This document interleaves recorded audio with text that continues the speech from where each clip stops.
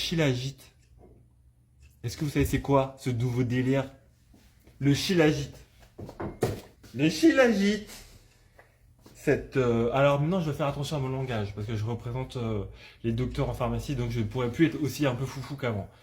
Le Shilajit est une substance noire. On va faire comme si vous étiez dans un amphithéâtre, que je parlais avec des confrères. Voilà, c'est ça le niveau maintenant. Le Shilajit est une substance noire à type résineuse extraite des montagnes. Grâce à un phénomène de pression élevée et de l'eau des montagnes s'écoulant avec les plantes qui se dégradent et le humus des petites plantes montagneuses au fil du temps et des phénomènes météorologiques, une huile noire en sort. Un petit peu comme cette tasse, avec le liquide à l'intérieur.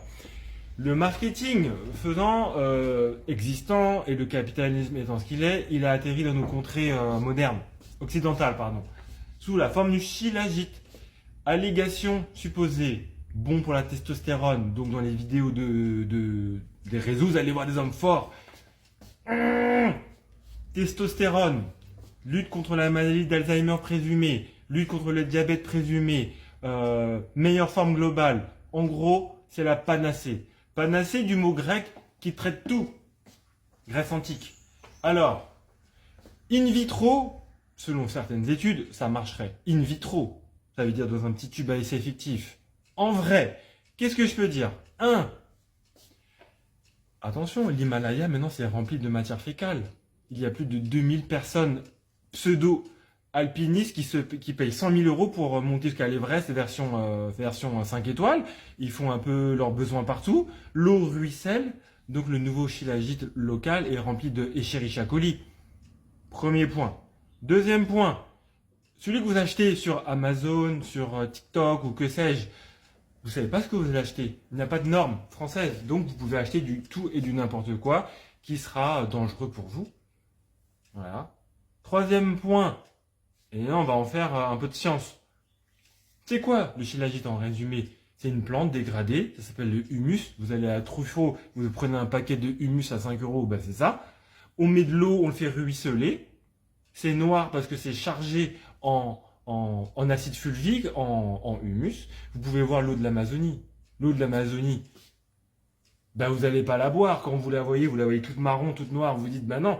Et donc elle est un peu compactée, ça suinte l'été, ça donne ça. Vous voyez. C'est pas parce que on met un peu de namasté, d'Asie, d'Orient, que c'est forcément bon. Et c'est pas parce que ça marche dans un tube à essai que c'est bon. On prend des faux médecins, on prend des vidéos, des deepfakes, la voix elle colle avec la bouche, donc vous aurez l'impression que c'est vrai. Mais ça ne marche pas. Voilà. Ça ne marche pas. On veut tous un bien-être, mais pas au travers ces produits exotiques. Entre 40 et 50 ans, il y a une baisse de la testostérone. C'est comme ça. On voudrait tous avoir 20 ans. Ça ne marche pas. On voudrait tous lutter contre la maladie d'Alzheimer. Commencer par lire des livres. Parce qu'il y a un problème maintenant, c'est le brain rot. Pourrissement du cerveau en anglais. Brain rot is a process when you watch a lot of video and when you swipe, your brain he became very little. Alors il y a des phénomènes comme ça.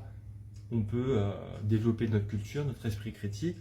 Et c'est pas dans une petite cuillère à café d'une substance noire un peu farfelue que vous guérirez ou que vous irez mieux. No, it's not true. Gardez votre argent, mettez-le dans un livret A, et puis voilà, vous aurez gagné. Mais attention, gourou, encore une fois. Bisous. Nota bene. Ça fonctionne.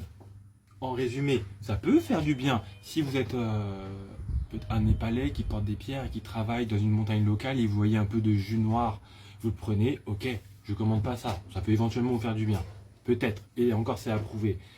Mais la filière qui importe en France avec des importateurs qu'on ne connaît pas sans aucun cahier des charges, c'est ça qui est dangereux.